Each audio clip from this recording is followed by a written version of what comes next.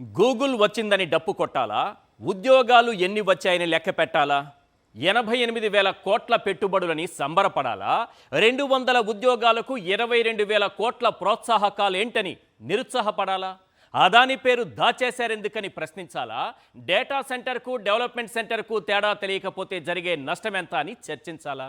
మా ఇంటికొస్తే ఏం తెస్తారు, మీ ఇంటికొస్తే ఏమిస్తారనే తరహాలో ఉన్న ఈ ఒప్పందాన్ని చూసి గంతులెయ్యాలా? మన ఐటీ మినిస్టర్ స్టాన్ఫోర్డ్ తెలివితేటలను కర్ణాటకలోని ఐటీ ప్రముఖులు ట్రోల్ చేస్తుంటే చూసి బాధపడాలా? ఈ ప్రశ్నల మధ్య ఇవాల్టి బిగ్ క్వశ్చన్ ఏంటో ఒక్కసారి బిగ్ స్క్రీన్ పైన చూద్దాం. రైట్, ఒకసారి బిగ్ క్వశ్చన్ ప్లే చేయండి. ఇవాల్టి బిగ్ క్వశ్చన్: డేటా సెంటర్తో ఎన్ని ఉద్యోగాలు వస్తాయో ప్రెస్ మీట్ పెట్టి చెప్పే సాహసం లోకేష్ చేస్తారా? ఎస్, డేటా సెంటర్తో ఎన్ని ఉద్యోగాలు వస్తాయి, ఎందుకు ఇప్పటి వరకు ప్రెస్ మీట్ పెట్టి మరీ చెప్పలేకపోతున్నారు? ఇది ఇవాల్టి బిగ్ క్వశ్చన్. ఒకటి మాత్రం నిజం, డేటా సెంటర్కు ప్రోత్సాహకాలు జాస్తి, ఉద్యోగాలు నాస్తి. ఇచ్చేది 22,000 కోట్ల రూపాయల రాయితీలు, వచ్చేవి 200 ఉద్యోగాలు. మన లోకేష్ గారి తెలివితేటలు చూసి సంభ్రమాశ్చర్యాల్లో మునిగిపోకండి. ఇది నిజం. విశాఖకు గూగుల్ డేటా సెంటర్ రావడం, 88,000 కోట్ల రూపాయల పెట్టుబడులు పెట్టడం, ప్రోత్సాహకాల పేరుతో వారికి 22,000 కోట్లు ఇవ్వడం గేమ్ చేంజర్ అని చంద్రబాబు చెప్పొచ్చు. ఇదంతా తన కుమారుడి ఘనతేనని దేశమంతా వినబడేలా డప్పు కొట్టవచ్చు. కానీ తండ్రి కొడుకులు ఇద్దరూ కలిసి మనకు చెప్పని విషయం, దాచేసిన విషయం ఒకటుంది. ఒకటంటే ఒకటి కాదు, రెండున్నాయి. ఒకటి, అదానితో కలిసి ఈ డేటా సెంటర్ను గూగుల్ అనుబంధ సంస్థ రైడన్ ఏర్పాటు చేస్తోంది. రెండు, ఈ డేటా సెంటర్ వల్ల వచ్చే ఉద్యోగాలు కేవలం 200 మాత్రమే. మరి జగన్ హయాంలో అదానితో డేటా సెంటర్కు ఒప్పందం జరిగింది కదా, అప్పుడు కూడా 200 ఉద్యోగాలే కదా వచ్చేవని చంద్రబాబుకు ఓటేసిన మొహంతో అమాయకంగా ప్రశ్నించకండి. చంద్రబాబులా డేటా సెంటర్కు డెవలప్మెంట్ సెంటర్కు తేడా తెలియని వ్యక్తి కాదు జగన్. లోకేష్లా ప్రోత్సాహకాలు కట్టబెట్టి పబ్లిసిటీ ఇచ్చుకునే వ్యక్తి కాదు జగన్. ఆయనకంటూ ఓ విజన్ ఉంది.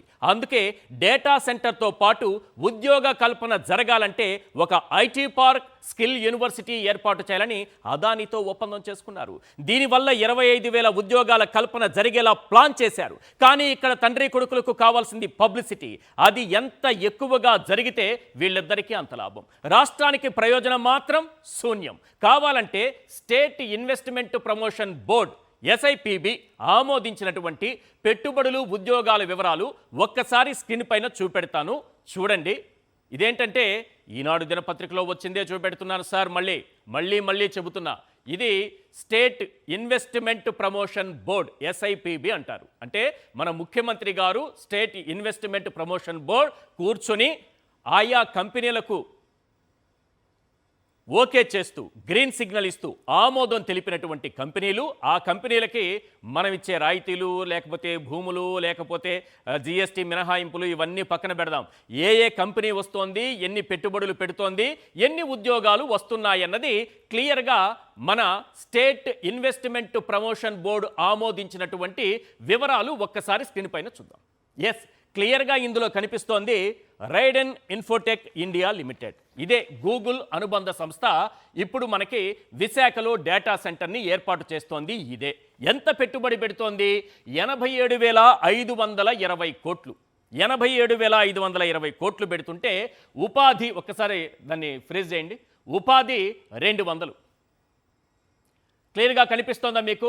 రైడన్ ఇన్ఫోటెక్ ఇండియా లిమిటెడ్ 87,520 కోట్ల రూపాయల పెట్టుబడి పెడుతుంటే మనకు వచ్చేటటువంటి ఉద్యోగాలన్నీ 200. మళ్ళీ చెబుతున్నా, ఇది స్టేట్ ఇన్వెస్ట్మెంట్ ప్రమోషన్ బోర్డు ఆమోదించినటువంటి సమయంలో ఇచ్చినటువంటి డేటా. ఎక్కడ పెడుతోంది? విశాఖపట్నంలో. వచ్చేసిందా మనకు క్లారిటీ? గూగుల్ డేటా సెంటర్ ఎన్ని ఉద్యోగాలు ఇవ్వబోతోంది అన్నది మీకు క్లారిటీ కనిపిస్తోందా? 200. మళ్ళీ ఇది కూడా నేను కేవలం ఈనాడు దినపత్రిక, అంటే వారి కరపత్రికనే చూపిస్తున్నా, టీడీపీ వారి కరపత్రికనే చూపిస్తున్నా. దీన్ని మాత్రమే చెప్పి వదిలేస్తే కొన్ని ఆశ్చర్యకరమైనటువంటి విషయాలు ఎవరు చెప్పాలి? మళ్ళీ నేనే చెప్పాలి. ఎందుకంటే ఇది చదువుతున్నప్పుడు చాలా విషయాలు బయటపడ్డాయి. ఇది ఒకటే కాదు, రైడెన్ ఇన్ఫోటెక్ ఇండియా లిమిటెడ్ 87,520 కోట్లకి కేవలం మనకిస్తున్నటువంటి ఉద్యోగాలు 200 అయిపోతే ఇక్కడ చూడండి, జేఎస్డబ్ల్యూ ఇండస్ట్రియల్ పార్క్ 531 కోట్ల రూపాయలు పెట్టుబడి పెడుతుంది. అది 45,000 ఉద్యోగాలు ఇస్తుంది. ఎక్కడ? విజయనగరంలో. మళ్ళీ ఒకసారి వినండి, జేఎస్డబ్ల్యూ ఇండస్ట్రియల్ పార్క్ 530 కోట్ల రూపాయల పెట్టుబడి, ఇచ్చేటటువంటి ఉద్యోగాలన్నీ 45,000. అదేమో 87,000 కోట్ల రూపాయల పెట్టుబడి పెట్టి 200 ఉద్యోగాలు ఇస్తుంది. ఇదేమో 530 కోట్ల పెట్టుబడి పెట్టి 45,000 ఉద్యోగాలు ఇస్తుంది. అన్ని ఉద్యోగాలు సాధ్యమా అని క్వశ్చన్ చేయకండి. ఒకవేళ ఇవ్వచ్చేమో అనుకుందాం. అది కరెక్ట్ అయితే 88,000కి 200 ఉద్యోగాలు కూడా కరెక్ట్ కావాలి కదా. ఇది మనం ఆమోదించింది కాదు కదా, రాష్ట్ర ప్రభుత్వం ఆమోదించింది కదా ఇది. నెక్స్ట్ చూడండి, ఇంకా అవంతి వేర్ హౌస్ సర్వీసెస్ 319 కోట్ల రూపాయలు పెట్టుబడి పెడుతుంది.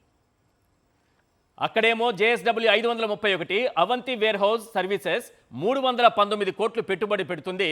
వచ్చే ఉద్యోగాలు ఎన్నో తెలుసా సార్? చూడండి సార్, కళ్ళు పెద్దవి చేసుకొని 7 ఉద్యోగాలు సార్, 7 ఉద్యోగాలు. వాళ్ళు పెట్టే పెట్టుబడి 319 కోట్లు. మనం ఎన్ని రాయితీలు ఇచ్చాము, వాళ్ళకి ఎన్ని ప్రోత్సాహకాలు ఇచ్చాము, వాళ్ళకి ఎంత లబ్ధి చేకూర్చాము, వాళ్ళకి ఎన్ని భూములు ఇచ్చాము, వాళ్ళకి జీఎస్టీ ఎంత మినహాయింపించాము, ఇవన్నీ నన్ను అడగండి.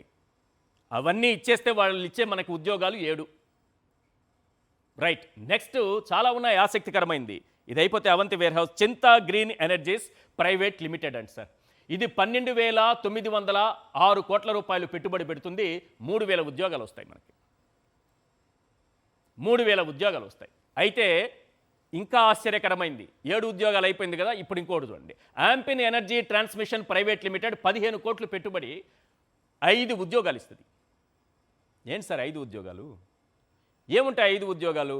ఒక సెక్యూరిటీ గార్డ్, ఒక క్లీనింగ్ చేయడానికి హౌస్ కీపింగ్, ఒక వాచ్మెన్, ఇవా? మరి 5 ఉద్యోగాలని ఎలా ఆమోదం తెలిపారు? ఇది ఆశ్చర్యకరమైంది. చూశారు కదా. అదేమో 200 ఉద్యోగాలు ఇస్తుంది గూగుల్, అందులో క్లియర్గా చెప్పారు. ఇంకా మీకు నమ్మకం లేకపోతే ఒకసారి మన గవర్నమెంట్, మన రాష్ట్ర ప్రభుత్వం ఒక జీవో రిలీజ్ చేసింది ఈ డేటా సెంటర్కి సంబంధించి. ఆ జీవో కాపీ చూపించండి సార్, ఆ జీవో కాపీ చూపించండి. అందులో ఏముందో చదివి వినిపిస్తాను. ఆ జీవో కాపీలో ఏముందనేది ఒకసారి మనం చూడాలి. ఎస్, ఒక్కసారి దాన్ని అలా ఉంచండి. This allotment is for establishing AI data centers of about 1,000 megawatt capacity with proposed investment of 87,520 crores with the potential to generate significant indirect employment across allied sectors. అంటే దీని ఉద్దేశం ఏంటంటే డైరెక్ట్గా ఉద్యోగాల కల్పన ఉంటుందనేది ఎక్కడా కూడా ఈ జీవోలో లేదు సార్. ఇండైరెక్ట్గా ఏవైనా దానికి అనుబంధ సంస్థలు వస్తే ఏమైనా ఉద్యోగాలు రావచ్చు అనేటటువంటి ఆశాభావం తప్ప ఆ 200 ఉద్యోగాలు కూడా స్టేట్ ఇన్వెస్ట్మెంట్ ప్రమోషన్ బోర్డు ఆమోదించిన 200 ఉద్యోగాలు సైతం వస్తాయన్న విషయాన్ని కూడా ఇందులో రాయలేదు. 200 ఉద్యోగాలని మాత్రమే మనకు అక్కడ కనిపించింది. ఇదే ఈనాడు దినపత్రిక రాసింది, ఇదే ఆంధ్రజ్యోతి రాసింది. మనం జీవో కాపీలో వెతికితే మనకి 0 కనిపిస్తోంది. ఇండైరెక్ట్ జాబ్స్ ఏమన్నా రావచ్చు అని మాత్రమే ఉంది, కానీ డైరెక్ట్గా మనకి ఒక్క ఉద్యోగం కూడా వస్తుందని చెప్పలేకపోతున్నారు.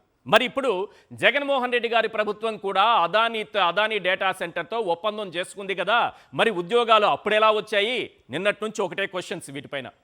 చాలా క్వశ్చన్స్ రేజ్ చేస్తున్నారు, చదువుకున్న అజ్ఞానులు కామెంట్స్ పెడుతున్నారు, మెసేజెస్ చేస్తున్నారు. పాపం మళ్ళీ ఒకసారి చెప్తున్నా, కేవలం డేటా సెంటర్ మాత్రమే వస్తే ఉద్యోగాలు రావు.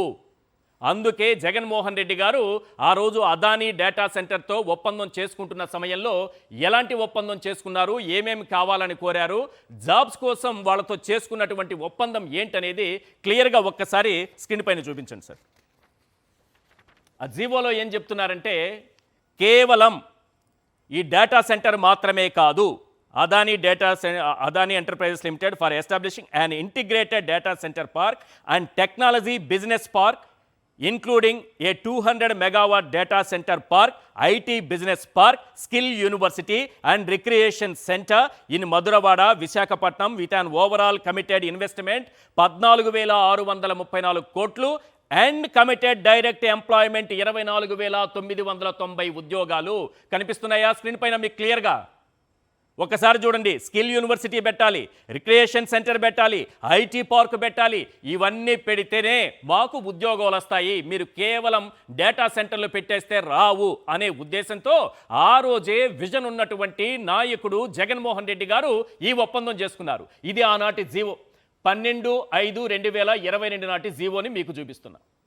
ఇది అప్పుడు కూడా ఎస్ఐపిబి మీటింగ్ హెల్డ్, ఎస్ఐపిబి ఆమోదించిన దాన్ని, ఎస్ఐపిబి ఇప్పుడు ఏ విధంగా ఈ రాష్ట్ర ప్రభుత్వం ఇప్పుడున్నటువంటి కూటమి ప్రభుత్వం ఆమోదించిన ఎస్ఐపిబిని చూపించానో ఇది కూడా ఆనాటిది ఎస్ఐపిబి.